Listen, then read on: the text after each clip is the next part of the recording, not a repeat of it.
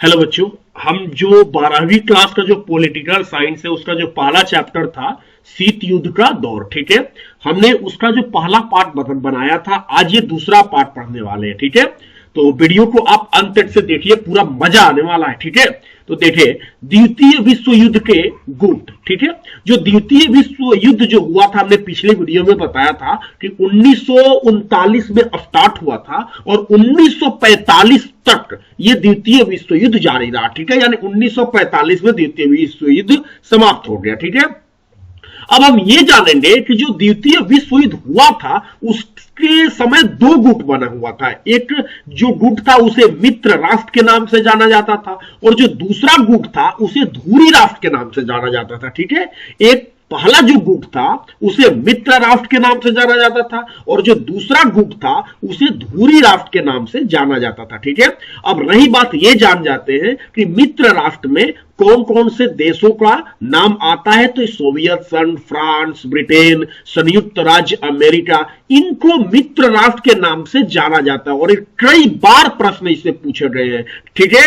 आपसे कई बार इससे प्रश्न मिलेंगे कि जो मित्र राष्ट्र है वो मित्र राष्ट्र में कौन कौन से देश शामिल होंगे, ठीक है। और चार ऑप्शन दे दिया रहेगा, एक सोवियत संघ, एक फ्रांस, एक ब्रिटेन और एक दे देगा इनमें से सभी। तो आप सोवियत संघ, फ्रांस और ब्रिटेन, संयुक्त राज्य अमेरिका को आप देख रहे हैं कि ये मित्र राष्ट्र के नाम से जाना जाता है, इसे जरूर याद रखिएगा आप, ठीक है।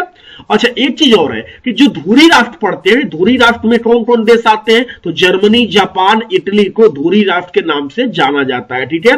अब हमने कहा कि जो द्वितीय विश्व युद्ध हुआ, ठीक है, तो उसमें दो गुट बना था, एक मित्र राष्ट्र के नाम से जाना गया और एक धुरी राष्ट्र के नाम से जाना गया। अब हम ये जानने का प्रयास करते हैं कि इन दोनों गुटों में विजयी कौन हुआ था, ठीक है। तो ये याद रखना है कि मित्र राष्ट्र जो हुए थे वो विजयी हुए थे, ठीक है, और धुरी राष्ट्र जो हुए थे द्वितीय विश्व युद्ध में हार का सामना इनको करना पड़ा था, ठीक है। तो प्रश्न इनसे पूछे जाएंगे आपसे कि मित्र राष्ट्र में कौन कौन देश आते हैं, धुरी राष्ट्र में कौन कौन देश आते हैं, ठीक है, और मित्र राष्ट्र और धुरी राष्ट्र इन दोनों में कौन विजयी हुआ था, यह भी आपको जाननी चाहिए, ठीक है।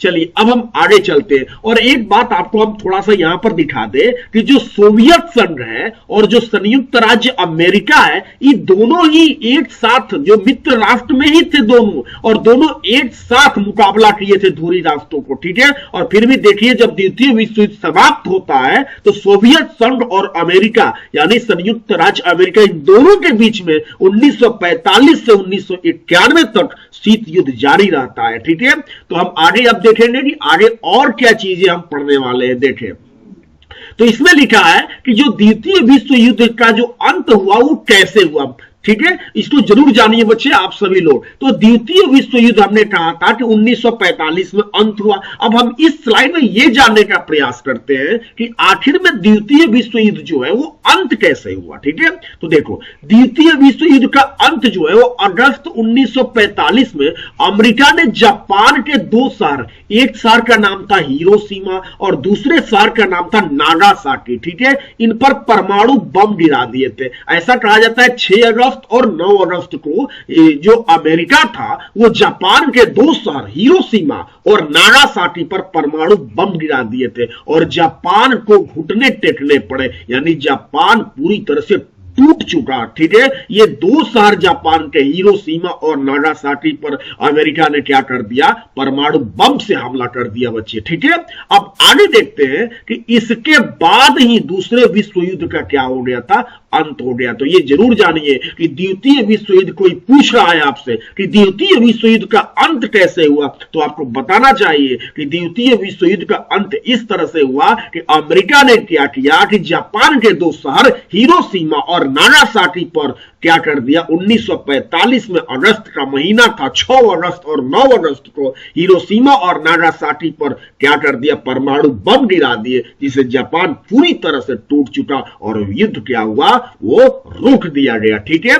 तो अब देखो कि इसके बाद दूसरे विश्व युद्ध का हमने लिखा क्या हो गया, अंत हो गया। अब एक चीज और बताते हैं, कभी कभी ये पूछा जाता है कि जो इसमें जो बम का जो इस्तेमाल किए गए थे, उन बमों के थोड़ा सा कूट नाम से भी जाना गया था, एक अलग नाम दिया गया था कि अगर बमों का नाम भी अगर लिया जाए तो लोग को लोगों को समझ में ही नहीं आए कि ये बम का नाम ले रहे हैं। जैसे देखो बम के नाम क्या क्या कूट भाषा नाम दिया गया है, तो एक लिटिल बॉय का नाम दिया गया है और एक फैट मैन का नाम। देखो बम का भी नाम एक अलग कोड है, ये एक कोड टाइप के है कि इससे किसी को समझ में भी नहीं आएगा और काम हो जाएगा। तो लिटिल बॉय ये बम का नाम था, फैट मैन किसका नाम था, बम का नाम था, जो कि ये अमेरिका ने इस्तेमाल किया था इन बमों का, ठीक है। जापान के 2 शहर हिरोशिमा और नागासाकी पर फेंका था इसने, ठीक है। तो ये बम का नाम भी जरूर याद रखेंगे, लिटिल बॉय और फैट मैन, ठीक है। और इन बमों की जो क्षमता थी बच्चे, कभी कभी ये भी प्रश्न पूछे जाते हैं कि 15 से 21 किलो टन थी, ठीक है। तो इतना जरूर आप जानेंगे। द्वितीय विश्व युद्ध का अंत कैसे हुआ, आगे देखेंगे। आगे है कि देखिए अमेरिका की क्या हुई कि आलोचना हुई। आलोचकों ने कहा कि भाई जापान आत्मसमर्पण करने वाला था, जापान जो है पूरी तरह से अब अपना हथियार छोड़ने वाला था, रखने वाला था, अपने खुद को आत्मसमर्पित करता, मतलब कि वो हार मानने वाला था। तो ऐसे में बम गिराने की क्या जरूरत थी, अमेरिका से पूछा गया, ठीक है, कि ऐसे में बम गिराने की क्या जरूरत थी जब जापान खुद आत्मसमर्पण करने वाला है। तो अमेरिका अपने पक्ष में क्या कहता है, अमेरिका कहता है जनहानि को रोकने अर्थात युद्ध को जल्दी से समाप्त करने के लिए परमाणु बम गिराना जरूरी था। अमेरिका अपने पक्ष में यह बातें तो बोल दिया कि जनहानि को रोकना था, अर्थात बहुत युद्ध में जल्दी से समाप्त करना था क्योंकि इससे बहुत ज्यादा नुकसान हो रहा था। ये ऐसे ऐसे बातें अपने पक्ष में रखा अमेरिका, ठीक है।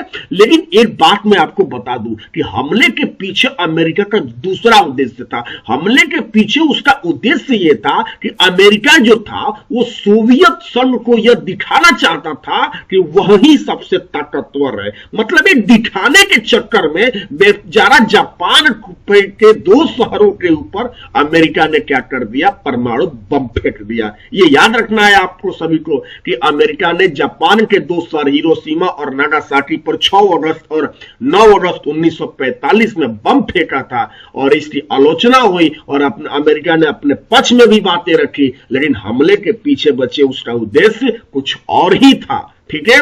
आगे देखते हैं। अब एक चीज हमने आपको यहां पर यह बताने की कोशिश किया, क्यूबा मिसाइल संकट, ठीक है। तो क्यूबा मिसाइल संकट मैंने शुरू में ही पार्ट 1 में वीडियो जो बनाया था उसमें बोला था कि क्यूबा मिसाइल संकट के बारे में हम आपको विस्तार से बताने वाले, ठीक है। तो चलिए इस वीडियो में हम सुनते हैं कि क्यूबा मिसाइल संकट के बारे में। देखिए क्यूबा एक छोटा सा देश है जो कि अमेरिका के तट से लगा हुआ है, ठीक है। इतना जानिए, अमेरिका के नजदीक है ये, तो यह नजदीक तो अमेरिका के हैं, लेकिन क्यूबा का जो जुड़ाव है ना वो सोवियत संघ से था। ये देख लीजिए, नजदीक किसके है, अमेरिका के, लेकिन जुड़ाव किससे, सोवियत संघ से, ठीक है। सोवियत संघ उसे क्यूबा को वित्तीय सहायता देता था, मतलब बहुत ज्यादा आर्थिक सहायता देता था, ठीक है। तो यहां पर लिखा है कि सोवियत संघ उसे यानी कि क्यूबा को वित्तीय सहायता देता था। तो अभी इस स्लाइड में आपने ये जाना कि जो क्यूबा है वो एक छोटा सा देश है जो कि अमेरिका के तट से है, लेकिन यह नजदीक तो अमेरिका के है, लेकिन क्यूबा का जुड़ाव किससे, सोवियत संघ से था, ठीक है। और सोवियत संघ उसे वित्तीय सहायता देता था, ठीक है। आगे सुनते जाइए बस आप देखिए। मैंने लिखा कि सोवियत संघ के जो नेता थे निकिता क्रुश्चेव, उन्होंने क्यूबा को रूस के सैनिक अड्डे के रूप में बदलने का फैसला किया। अब देखो, जब सोवियत संघ जो है वो क्यूबा को वित्तीय सहायता देता था तो सोवियत संघ भी कुछ क्यूबा से खोजेगा, ढूंढेगा, ठीक है। तो देखो उसने क्या किया, सोवियत संघ ने क्या किया कि क्यूबा में एक सैनिक अड्डे के रूप में बदलने का फैसला लिया, ठीक है। और 1962 में उन्होंने क्यूबा को रूस के सैनिक अड्डे के रूप में बदल भी दिया था। ये रूस बार बार आ रहा है ना, तो ये समझ जाना सोवियत संघ का उत्तराधिकारी कौन था, रूस ही था। तो जब रूस आए तो समझ जाना कि सोवियत संघ ही है, ठीक है। चलिए आगे। 1962 में क्रुश्चेव ने क्यूबा में परमाणु मिसाइलें क्या कर दी, तैनात कर दी थी, ठीक है। और इन हथियारों की तैनाती से पहली बार अमेरिका नजदीकी निशाने की सीमा में आ गया था। मतलब क्या हुआ था कि जो क्यूबा में जो निकिता क्रुश्चेव थे उन्होंने मिसाइलें तैनात कर दी 1962 में, ठीक है। और इस जो मिसाइलें जो तैनात कर दी, तो जो निशाने पर जो था वो कौन था भाई? अमेरिका था, क्योंकि क्यूबा आपने पढ़ा ही है कि क्यूबा अमेरिका के क्या है, नजदीक है। और जो सोवियत संघ था वो क्यूबा में मिसाइलें तैनात कर दी और नजदीकी निशाने पर कौन हो गया? अमेरिका हो गया। ठीक है, आगे देखते हैं। हथियारों की इस तैनाती के बाद क्या हुआ ने, सोवियत संघ पहले की तुलना में अब अमेरिका के मुख्य भूभाग के लगभग 2 गुने ठिकानों या शहरों पर हमला कर सकता था। ठीक है भाई, नजदीकी निशाने पर आ गया था अमेरिका। ठीक है, क्योंकि क्यूबा जो है वो अमेरिका के नजदीक ही था, तो सीधी सी बात है कि उसको 2 गुने ठिकानों या शहरों पर हमला कर सकता है। अमेरिका को इसकी खबर 3 हफ्ते बाद लगी थी। ये प्रश्न जरूर याद रखिएगा, इससे पूछे जाते हैं कि जब ये मिसाइलें तैनात हुई थी और ये पता अमेरिका को कितने हफ्ते बाद लगा था? 3 हफ्ते बाद लगा था। और अमेरिकी राष्ट्रपति जॉन एफ कैनेडी जो थे वो ऐसा कुछ भी करने से हिचकिचा रहे थे जिससे कि दोनों के बीच क्या हो जाए, युद्ध छिड़ जाए। क्योंकि कभी भी अब इसीलिए जो है ना, ऐसा हो सकता था कि जो मिसाइलें तैनात हुई थी तो ऐसा लग रहा था कि अब जो है ना, अब पूरी तरह से अब हथियारों की लड़ाई शुरू हो जाएगी, अब शीत युद्ध बंद हो जाएगा।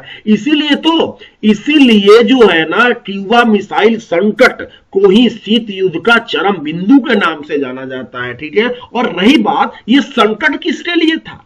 क्या ये संकट सोवियत संघ के लिए था? नहीं भाई, ये संकट तो अमेरिका के लिए था, क्योंकि जो मिसाइलें तैनात हुई थी तो नजदीकी निशाने पर तो अमेरिका था। तो ये संकट किसके लिए था? ये संकट अमेरिका के लिए था। ठीक है बच्चे, प्रश्न पूछे जाते हैं कि जो अमेरिका में जो मिसाइलें तैनात की रहती क्यूबा में, तो वो जो क्यूबा जो मिसाइल संकट था वो संकट किसके लिए था? तो बहुत सारे बच्चे लगा देते हैं सोवियत संघ, लेकिन गलत है, वो संकट तो अमेरिका के लिए था। आगे देखते हैं। अमेरिका ने अपनी क्या किया, जंगी बेड़ों को आगे कर दिया, यानी कि जो क्यूबा की तरफ से आने वाले जो सोवियत जहाज हैं उनको रोकने के लिए अपने सैनिकों को लगा दिया। ठीक है, और इन दोनों महाशक्तियों के बीच ऐसी स्थिति बन गई कि लगा कि अब युद्ध होकर रहेगा। इतिहास में इसी घटना को क्यूबा मिसाइल संकट के नाम से जाना जाता है। ये जरूर याद रखिएगा कि क्यूबा मिसाइल संकट क्या है। ठीक है, चलिए आगे देखते हैं कि क्यूबा मिसाइल संकट को शीत युद्ध का चरम बिंदु भी कहा जाता है। मैंने बोला भी था कि क्यूबा मिसाइल संकट को शीत युद्ध का चरम बिंदु कहा जाता है, क्योंकि पहली बार 2 बड़ी महाशक्तियां आमने सामने थी। अब लड़ा कि शीत युद्ध बंद हो जाएगा, अब हथियारों की एकदम लड़ाई शुरू हो जाएगी। ठीक है, आगे देखते हैं, इसे भी जरूर याद रखें। क्यूबा मिसाइल संकट के समय मुख्य नेता कौन कौन थे? तो क्यूबा के थे फिदेल कास्ट्रो, और सोवियत संघ के थे निकिता क्रुश्चेव, और अमेरिका के थे जॉन एफ कैनेडी थे। ठीक है बच्चे, तो अगर ये वीडियो आपको अच्छा लगा होगा तो please like, share and subscribe कर देना, और अगले पाठ हम अगले वीडियो में करेंगे। ठीक है, धन्यवाद।